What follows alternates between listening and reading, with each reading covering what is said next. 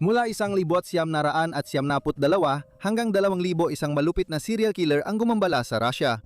Kilala sa paggawa ng mga krimen sa mga lungsod ng Angarsk, Irkutsk at Vladivostok, pati na rin sa rehiyon ng Siberia.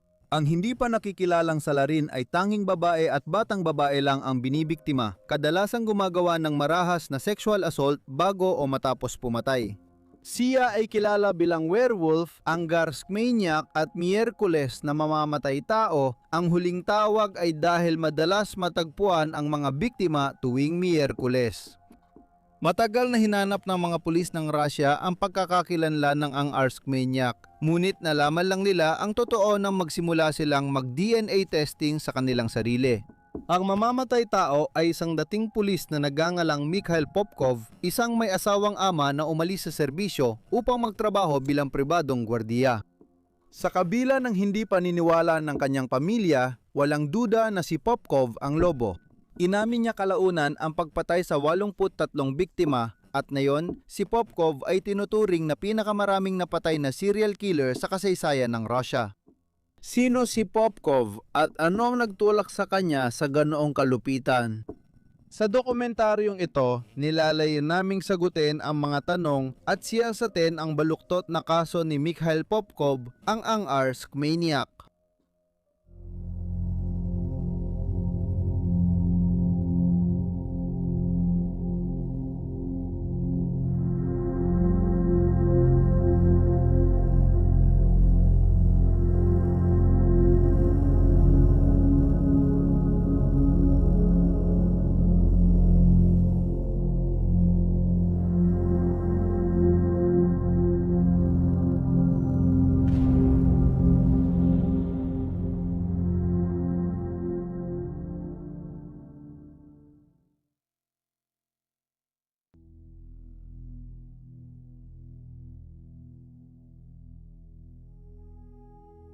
Si Mikhail Viktorovich Popkov ay ipinanganak noong Marso 7, 1964 sa Norilsk, Russia.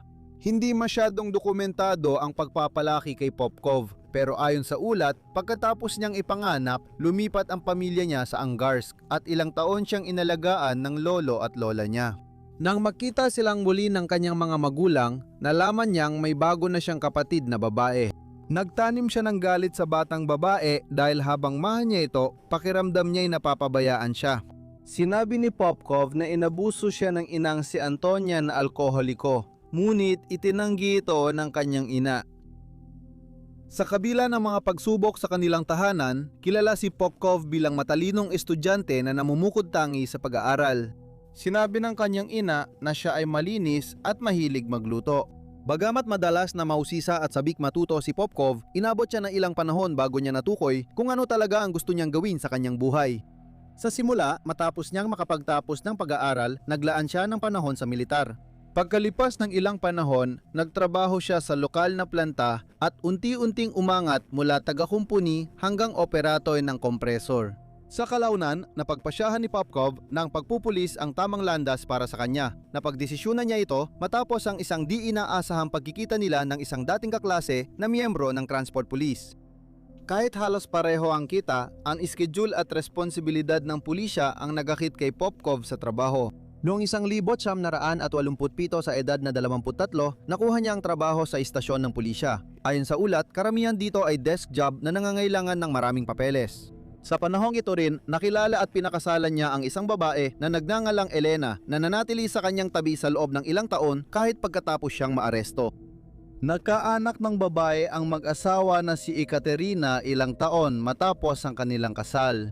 Si Elena ay nagtrabaho rin sa pulisya sa malaking bahagi ng kanyang buhay bilang isang adulto. Noong 2015 taon matapos makilala si Popkov bilang ang werewolf, nagsalita si Elena laban sa pagkakaresto at pagkakakulong niya. Ayon sa kanya, katang-isip ang mga paratang at nakipagkita siya kay Popkov bago ang hatol para pag-usapan ang sitwasyon. Alam niyang habang buhay na kulong ang sentensya at itinangi niya lahat. Nang tanungin siya ni Katya, sabi niya, "Katya, alam mo na ang mga paratang ay kwentong pambata lang. Sistema ito na pinantatrabahuan ko at kilala ko ng mabuti." Ayon kay Elena, kung may mali sa kanyang asawa, hihiwalayan niya ito. Sa lahat ng kwento, mahusay si Popkov sa kanyang trabaho at itinuturing siyang mapagmahal na padre de pamilya. Nang makausap siya ng mga investigador matapos siyang maaresto, sinabi niya, "May pamilya ako. Ang asawa at anak ko ay itinuring ako mabuting asawa at ama na siyang totoo naman." Tungkol naman sa kanyang trabaho, idinagdag niya na nakakatanggap siya ng positibong puna tungkol sa kanyang trabaho. Sinabi pa niya, "Hindi ko kailanman inisip na may problema ako sa pag-iisip. Habang pulis ako, lagi akong pumapasa sa medical na pagsusuri at itinuturing na malusog. Pero aaminin ni Popkov na siya ay malupit na mamamatay tao. Dalawa ang buhay ko. Sa isang buhay ko, isa akong ordinaryong tao. Sa kabilang buhay ko, gumagawa ako ng mga pagpatay na maingat kong itinago sa lahat. Alam kong ito ay isang krimen." Ayon sa mga kapitbahay at nakakakilala, pareho rin ang opinyon nila sa perpektong imahe ng pamilya. Laging kasama ni Popkov ang asawa at anak niya tuwing libre siya. At ayon sa lahat, hindi sila nagkaroon ng alitan o eskandalo. Hindi siya nananakit o sobra sa pag-inom ng alak. Sa mga litrato nilang mag-asawa, lagi silang masaya at magkayakap. Pero tulad ng karamihan sa buhay ni Popkov, hindi lahat ay ayon sa inaakala.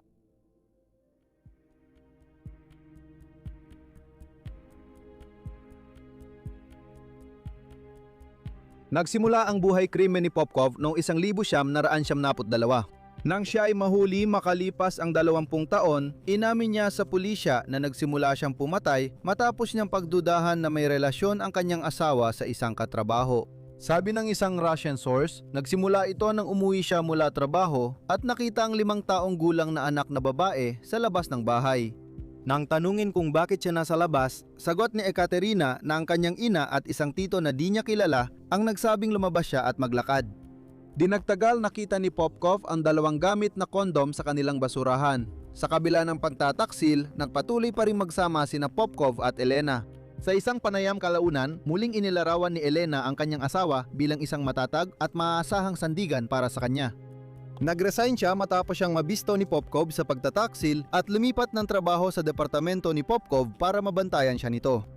Hindi hanggang Enero 2017 na kumpirma ang relasyon nang aminin ng katrabaho na nagkaroon sila ng maikling ugnayan ni Elena noong unang bahagi ng dekada 90.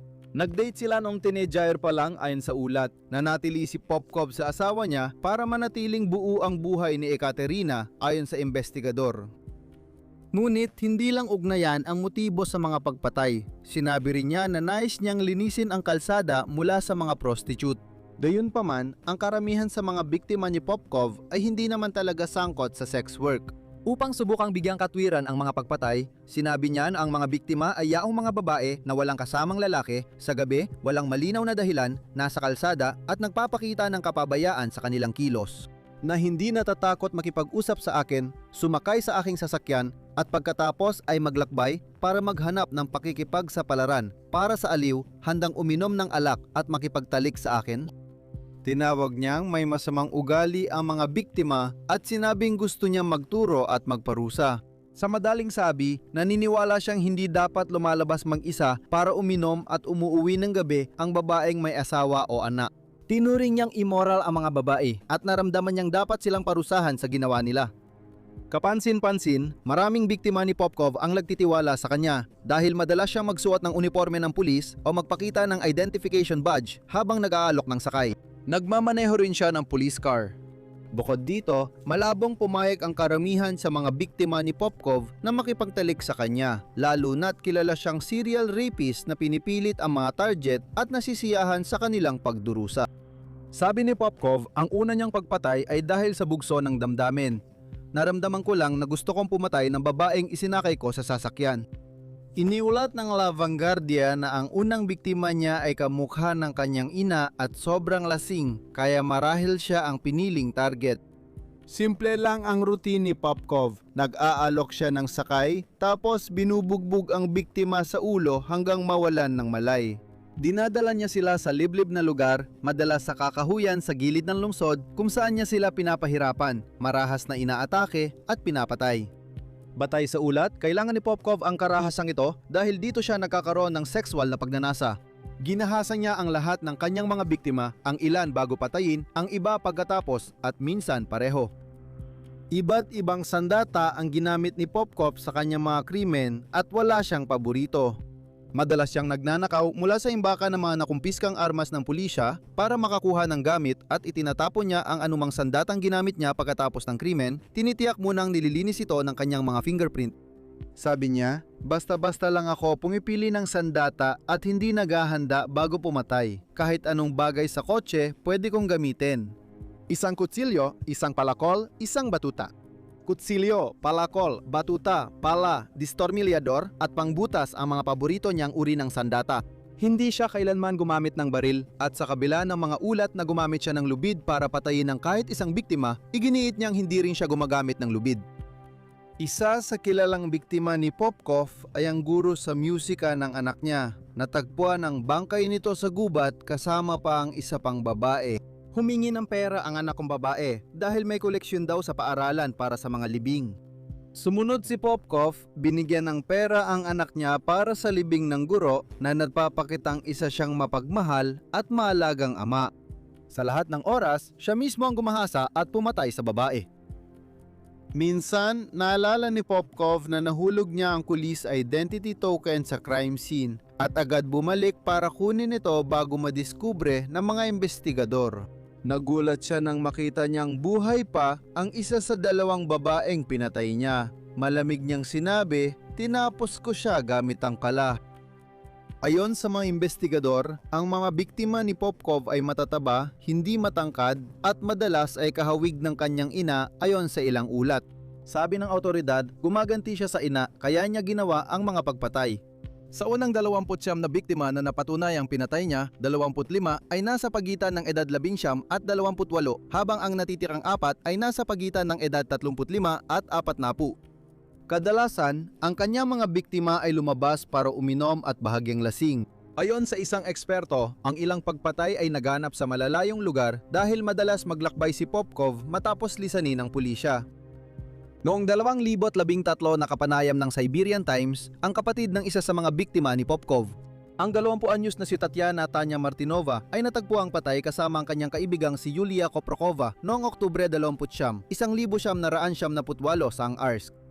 Ayon sa kapatid ni Tanya na si Victoria Sagieva, 15 taon na ang lumipas pero hindi pa rin nawawala ang sakit. Ako ang nagbigay ng tiket kay Tanya para sa konsyerto at pinatay siya matapos dumalo. May asawa at isang anak si Tanya nang siya'y namatay. Ang kanyang asawa si Igor ay hindi natuwa sa ideya na magpapagabi ang kanyang asawa sa konsyerto pero pumunta pa rin siya kasama ang malapit niyang kaibigan na si Yulia. Kinabukasan ng umaga, tinawagan ni Igor si Victoria at sinabing hindi pa umuwi ang kapatid niya. Sabi ni Victoria, natakot talaga ako. Unang beses niyang hindi ito nagawa noon. Wala pang mga cellphone noon. Ang magagawa lang namin ay tawagan ang mga magulang ni Julia, iniisip na baka doon nagpalipas ng gabi si Tanya sa kung anong dahilan. Pero sabi ng mga magulang ni Julia, hindi rin siya umuwi. Agad nagtungo sa pulisya ang pamilya ng dalawang dalaga, ngunit sinabihan silang maghintay ng 3 araw bago mag-report ng nawawala.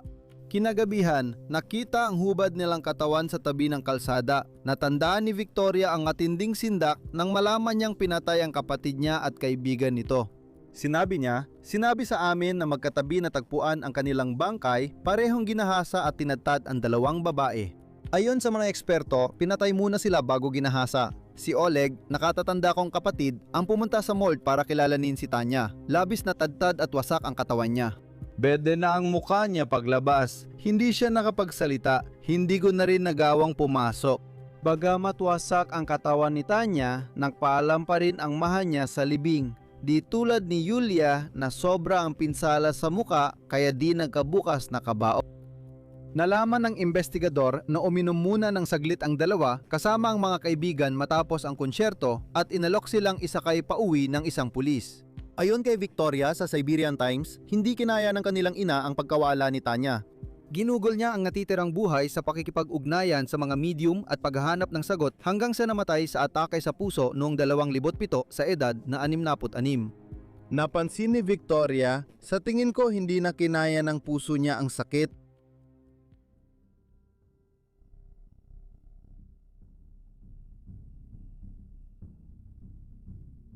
Tatlong babae ang nakaligtas matapos subukang patayin ni Popkov isang dating pulis. Isa sa mga babaeng yon ay si Svetlana Mishevichus na 17 taong gulang lamang noong panahon ng pag-atake. Minsan-minsan lang niyang binabanggit ang karanasan niya kay Popkov nitong mga nakaraang taon. Pauwi na si Svetlana mula sa bahay ng kaibigan sa Angask, isang malamig na gabi ng Enero 1900, naraan siyam naput walo nang huminto ang pulis sa sakyan sa kalsada at inalok siyang isakay ng driver na si Popkov. Nahikayat siya tulad ng iba dahil sa maling pakiramdam ng seguridad kaya pumayag ang dalagita. Sabi niya, akala ko ligtas sumama sa pulis. Nilamig ako mula ulo hanggang paa kaya tinanggap ko ang alok. Hindi nagtagal bago niya napansin na may mali. Habang dumadaan si Popkov sa bahay niya, tinanong siya ni Svetlana, saan po tayo pupunta?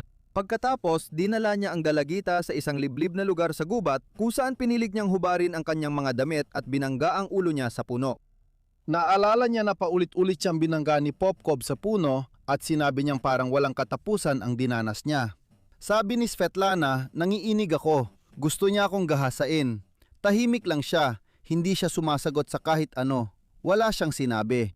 Lumayo ako sa kanya at tumakbo sa kanyang kotse, umaasang andoon ang susi pero wala. Nahuli niya ako at nadapa ako sa hagdan.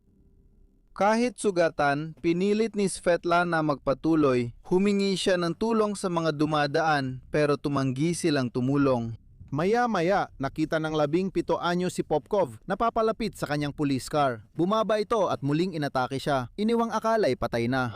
Naalala ni Svetlana, ang sumunod na nangyari, nagising na lang ako sa isang morgue. Nagising ako, umupo at napansin ko ang isang label sa daliri ng paa ng isang bangkay sa tabi ko.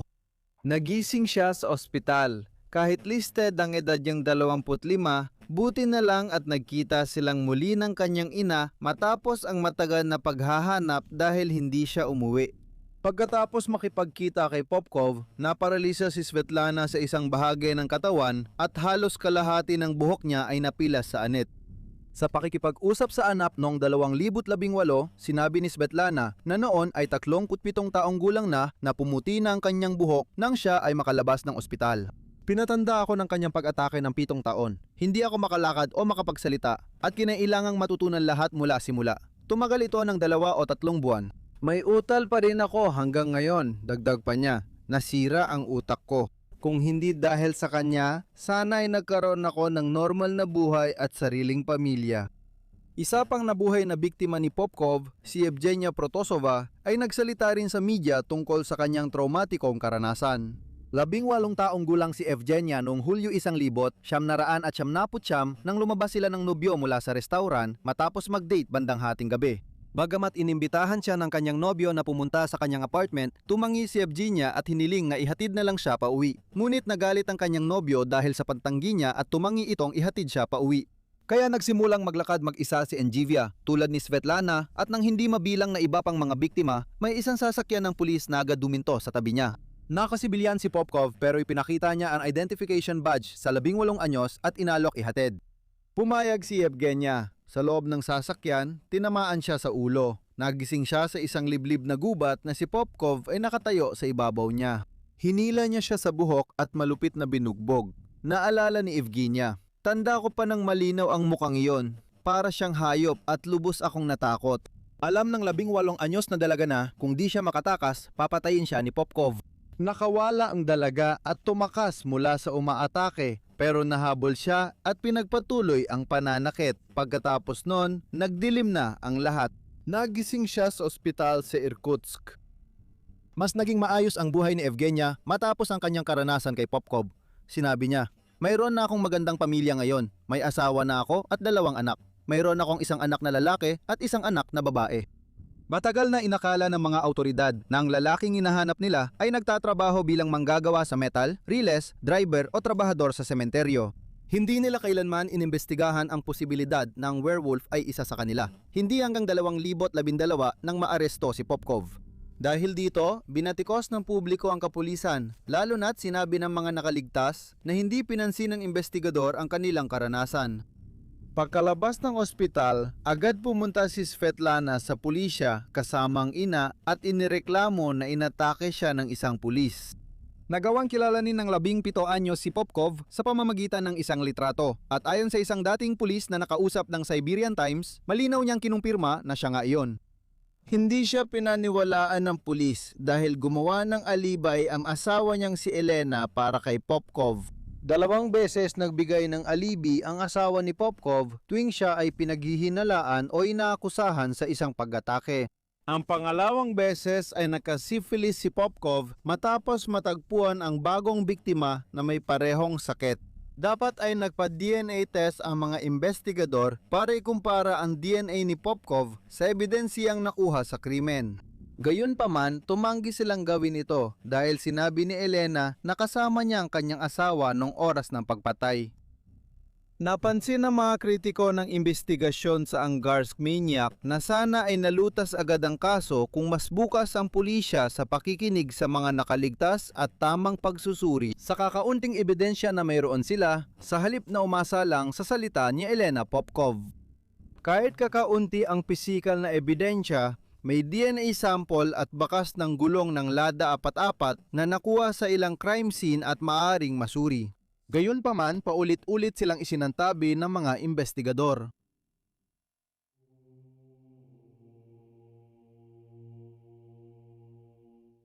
Dalawang dekada ring misteryo ang pagkakakilanlan ng werewolf o ang Arsk na maniac.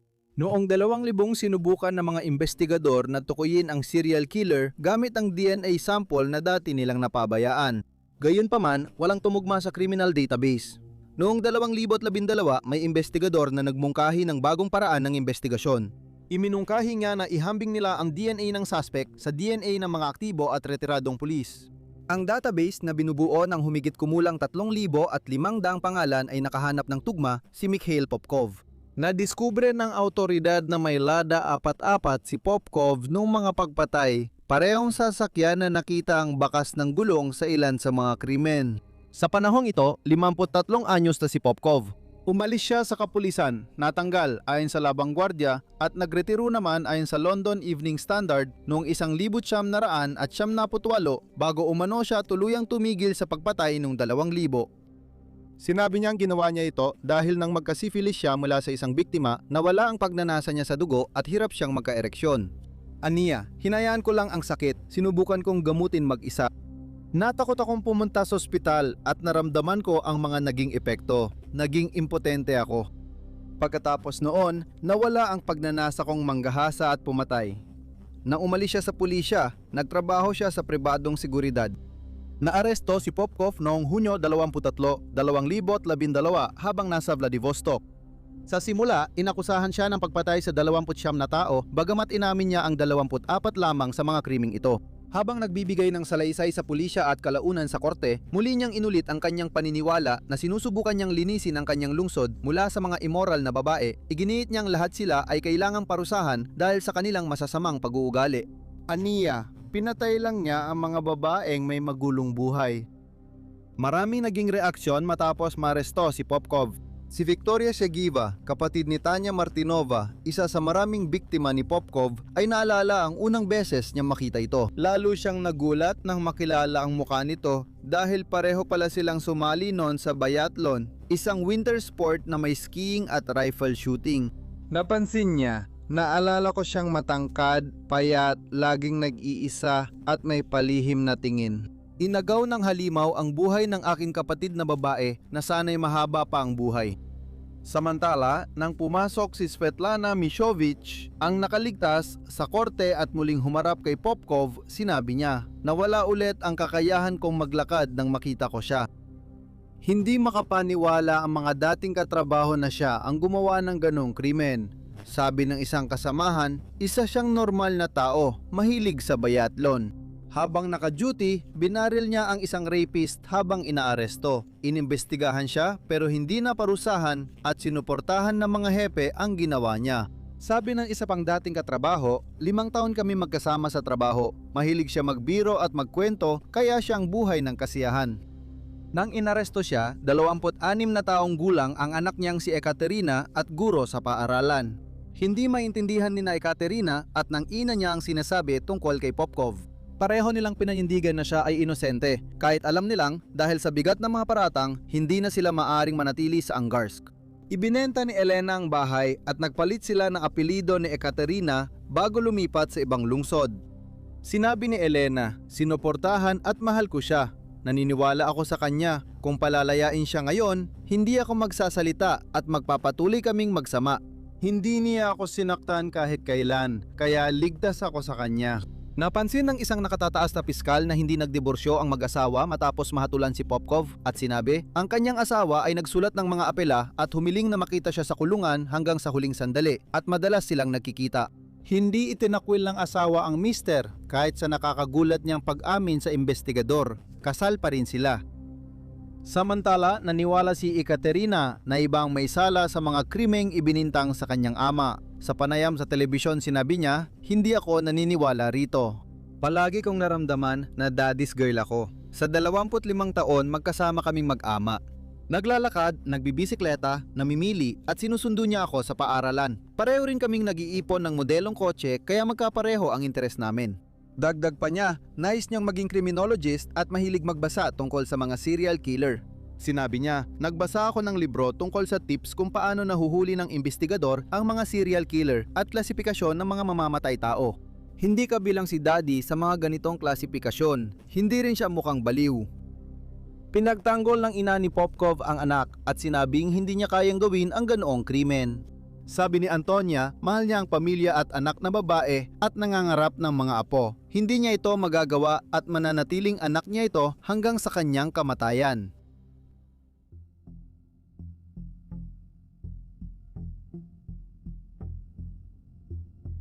Unang hatulan si Popkov noong Enero 2015 matapos niyang umamin sa 22 pagpatay. Sinabi rin niya kalaunan na hindi niya inasahan na mahuhuli siya. Hindi niya inakala na magiging tumpak at madalas gamitin ang DNA at sinabi, hindi ko inaasahan ang pagsusuri ng DNA. Ipinanganak ako sa ibang siglo. Ngayon, may mga makabagong teknolohiya at pamamaraan, pero noon wala pa. Kung wala pa ang ganung antas ng genetic na pagsusuri, di sana ako nandito sa harap mo ngayon. Nagulat ang mga investigador ng estado na may nakaligtas sa malulupit niyang pag-atake. Sabi ng isang piskal, halatang gusto niya ang pagpatay. May mga biktima na tinamaan ng 100 at 45 hanggang 170 saksak. Ayon sa kanya, nasisiyahan siya kapag naririnig niyang nasasaktan ang mga ito habang sinasaksak. Ipinakita rin ng prosekusyon na si Popkov ay nasa tamang pag-iisip at alam ang tama at mali. Ngunit mayroon siyang pathological na atraksyon at pangangailangang pumatay ng tao kasama ang sadistikong aspeto. Isang criminologist na nagangalang Yuri Antonian na nag-aral kay Popkov bilang bahagi ng investigasyon ng pulisya ay nagdagdag ng dating pulis ay nasisiyahan sa kanyang mga ginawa. Ginawa niyang dahilan ng buhay ang mga ito. Nakagugulat na nagpakita si Popkov ng kunting pagsisisi sa paglilitis, ngunit taliwas ito sa dati niyang pahayag tungkol sa galit niya sa mga babaeng biktima. Sinubukan niyang bigyang katwiran ang mga pagpatay sa pamamagitan ng pagsasabing kasalanan ito ng mga biktima dahil naglalakad-lakad sila ng lasing imbes na nasa bahay kasama ang kanilang mga asawa at anak.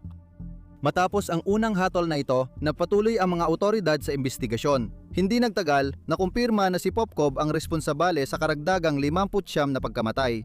Noong Disyembre 2018, nahatulan siya sa mga krimeng yon. Sa kasalukuyan, si Popkov ay nahatulan sa 78 bilang ng pagpatay at 2 bilang ng tangkang mabigat na pagpatay. Umamin siya sa 83 pagpatay pero pinaghihinalaan pang may iba pa. Nang tanungin kung ilang babae at batang babae ang napatay niya, sagot ni Popkov, hindi ko masabi, hindi ko naman ito tinala. Kapansin-pansin, hindi tumigil si Popkov sa pagpatay matapos ang 2,000 taliwas sa sinabi niya. Karamihan ng kanyang mga krimen ay nangyari pagkatapos nito.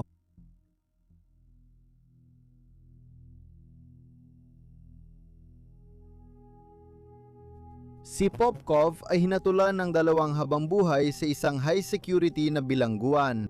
Noong nakaraang taon, 2023, nadagdagan pa siya ng 10 taon matapos matuklasan na pumatay pa siya ng 3 babae. Noong Oktubre 1997 at Marso 1998, sinakal niya ang 2 babae, parehong 25 taong gulang. Sinunog niya ang katawan ng isa sa mga biktima sa pamamagitan ng pagbuhos ng gasolina at pagsindi nito. Noong Oktubre 2003 sinaksak niya hanggang mamatay ang isang 31 anyos na natagpuang may 40 saksak sa katawan. Dagdag pa rito, noong 2023 sinabi rin ni Popkov na gusto niyang sumali sa militar upang tumulong sa pagsalakay ni Putin sa Ukraine. Mula 2022, kumukuha ang mga otoridad ng Russia ng bilanggo para lumaban sa unahan at inaalok na patawarin ang sentensya kung makakatagal ng 6 na buwan. Nang tanungin ng media ang pangarap niya, sagot ni Popkov ay sumali sa hukbo. Sabi pa niya, naunawaan niyang ang digmaan ay hindi laro, ngunit handa pa rin siyang lumaban kasama ang mga puwersa ng Russia. Sinabi rin niya na makakatulong ang dati niyang pagsasanay sa militar kahit 4 na dekada na itong luma. Ang kanyang anak na babae, si Ekaterina, ay nagpakasal na at nanganak ng kanilang unang anak, isang lalaki. Habang nalalapit ang panganganak, inamin ni Ekaterina ang takot na mamana ng anak niya ang pagkamanikal ng ama nito. Noong 2017 inamin ni Ekaterina na nadududa pa rin siya sa maraming hatol laban sa kanyang ama dahil hindi niya raw nakita ang dugo o anumang sugat sa ama. Sinabi niya, panuurin mo kung paano magtrabaho ang magtitiyang. Balot siya mula ulo hanggang paa. Kusang humiga ba ang mga babae? Sigurado akong mag-iwan sila ng marka, kagat o kalmot na hindi may tago. Pero walang anumang kahina-hinalang marka ang tatay ko sa katawan o muka. Sinabi niyang nagpa-psychiatric siya matapos mahatulan ng ama at gusto rin niyang magpagamot ito sa profesional. Kahit sa dami ng krimen niya, tinawag pa rin niya itong pinakamahusay na ama. Mahirap tukuyin ang motibo ni Popkov at ang nagtulak sa kanya sa ganitong buhay dahil kakaunti lang ang alam natin tungkol sa kanyang pagpapalaki. Sabi ng psychiatrist na si Alexander Grishin, malaking salik ang paglaki sa isang abusadong ina na alkoholiko. Ayon sa balita, ang mahirap na relasyon niya sa kanyang ina ang nagtulak kay Popkov na gumawa ng karahasan laban sa mga babae, lalo na sa mga kahawig ng kanyang ina. Binanggit din ni Grishin na si Popkov ay kabilang sa tinatawag niyang organisadong manyak. Ang mga organisadong manyak ay mga taong may mataas na kakayahang mental, mahusay makibagay sa lipunan at kadalasan ay may pamilya. Nakakahanap sila ng mga trabahong maginhawa na nagbibigay sa kanila ng seguridad at oras para gumawa ng krimen. Mahirap mahuli o matukoy ang ganitong maniyak dahil hindi sapat ang entrance exam ng pulisya para rito. Maaring resulta ng mga karanasan niya noong bata pa kung bakit lasing na babae lang ang gusto niya. Madalas uminom at abusado ang kanyang ina. Sabi ni Grishin, baka nung bata siya, inabuso rin siya ng mga lasing na babae.